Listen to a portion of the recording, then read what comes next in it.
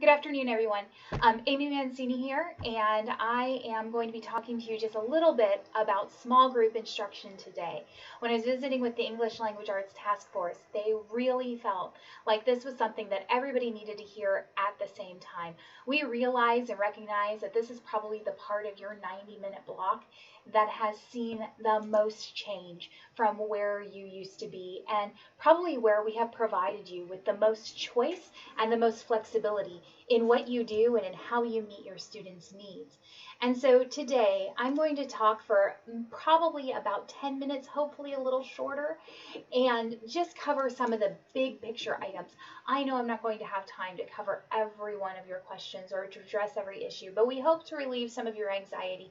We hope to kind of set the stage for what our purpose is and for our approach. So I'm just going to start very quickly with some brief kind of philosophical approach and research kinds of things, then move into types of groups and just remind you of some of the options that you have, and finally just touch on some of the additional resources and support that you have available to you as you think about your small group instruction.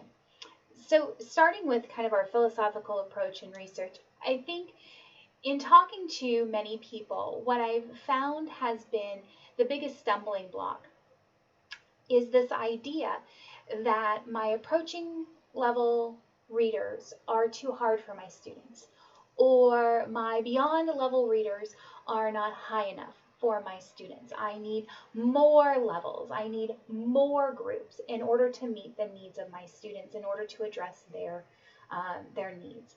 And so I really want to start off by talking about and really kind of reframing our thinking about the zone of proximal development, about what right fit books are, good fit books are, and where that fits into this, and then how that kind of connects to small group instruction, and you'll see where I'm going here. So to begin, zone of proximal development, Vygotsky, 1978 classic. We all know it as educators, right? There is what kids can do independently, what they can do with assistance, and what causes them frustration. And of course, the zone of proximal development is what kids can do with adult assistance, with scaffolding, with assistance to access text, with assistance to access those skills. It is things that they cannot do on their own. And so when we used to think about zone of proximal development, we used to think about putting our kids at the guided reading table. We thought about books that our kids could read silently on their own, sitting at the table with us, and then our kind of assistance was to ask them questions or to guide them toward certain types of answers. Well, that's not really the zone of proximal development. That's sitting more in that area of independence. And so the zone of proximal development is really about what can kids do with assistance. So here's another example or another way to think about this, right? We have the reading level. I'm going to back up a little bit so y'all can see my hand gestures because apparently they help people. So we have the reading level, grade level, right? Well, first of all, we all understand and recognize that grade level used to be here, and now grade level is here. And that's not a wonders thing. That's a Common Core thing. That's a Fontes and Pinnell thing. That's related to our higher expectations for college and career readiness for our students. Okay, so here's grade level, and here's my kid. And in the past, what we've done is we've brought the reading level down to meet the student.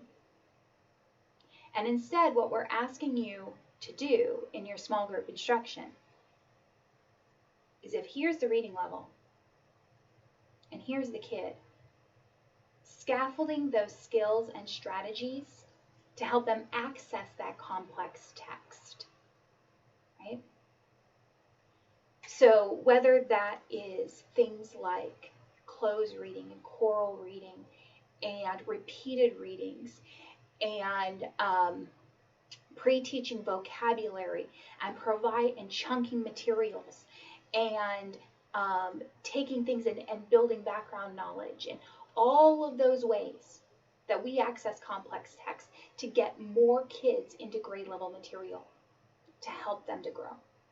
That's what we're talking about.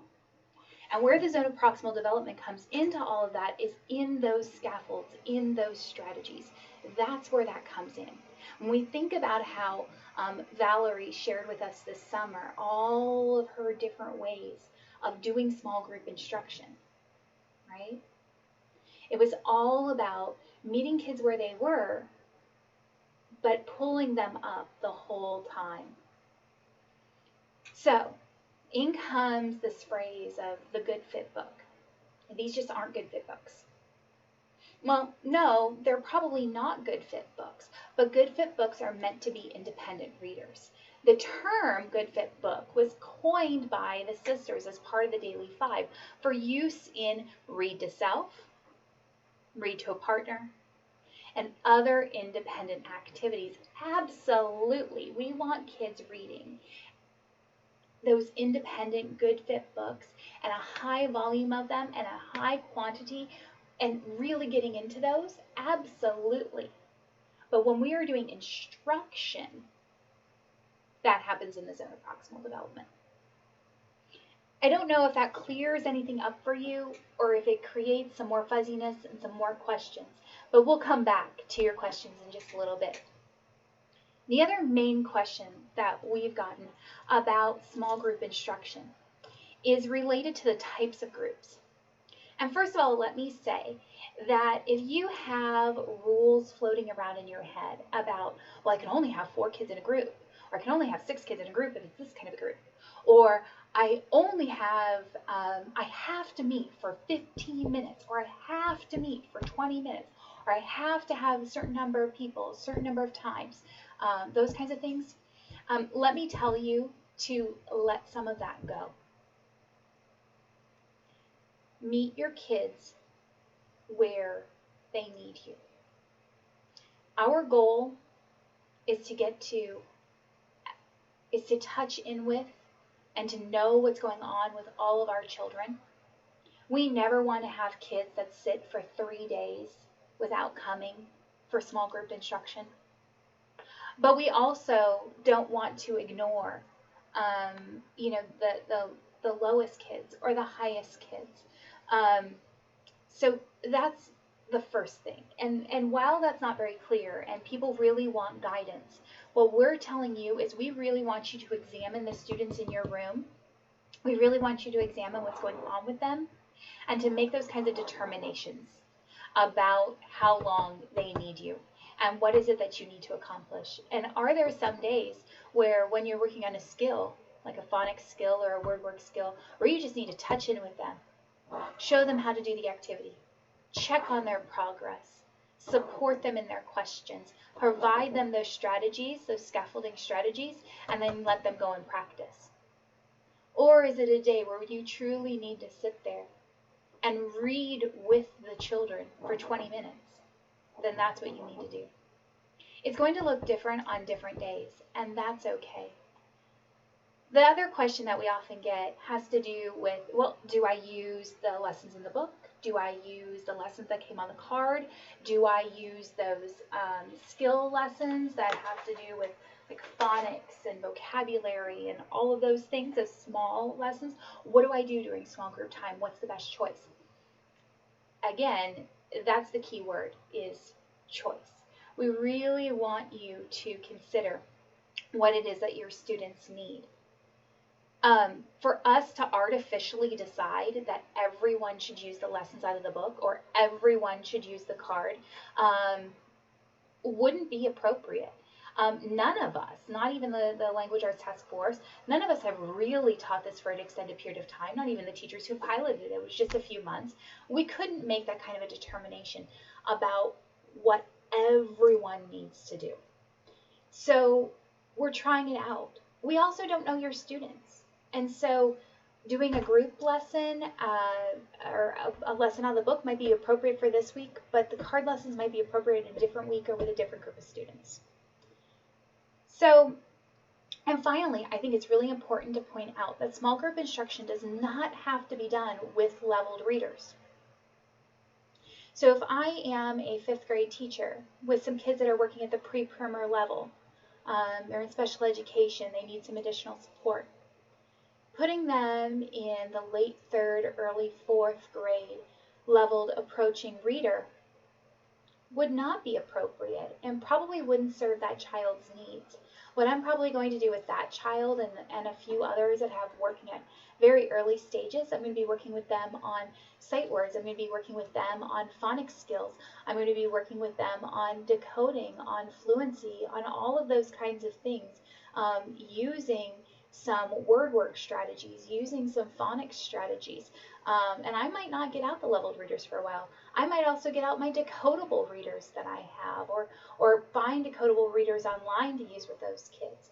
So there are times where I really do have to think outside the box about my kiddos and what they need and what's most appropriate for them based upon a whole variety of data. So I'm coming up on the end of my time here, and I probably have opened up more questions than I've answered. So I want to leave you with some additional support. So please write this down. Give me a second to grab a pen.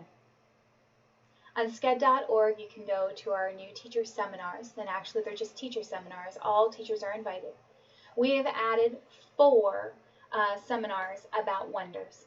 And so on September 26th and 28th, there are 2 sessions exactly the same. It's just a repeat.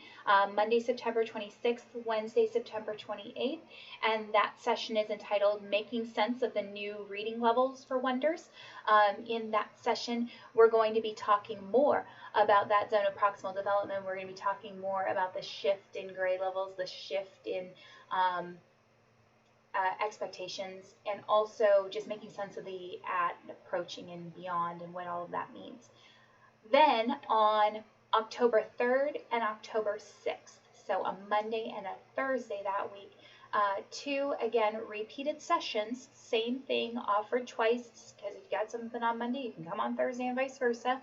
And that is making the approaching reader accessible to students.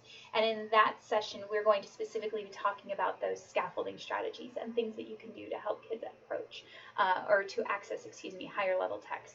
So I also want to encourage you to reach out to your instructional coach.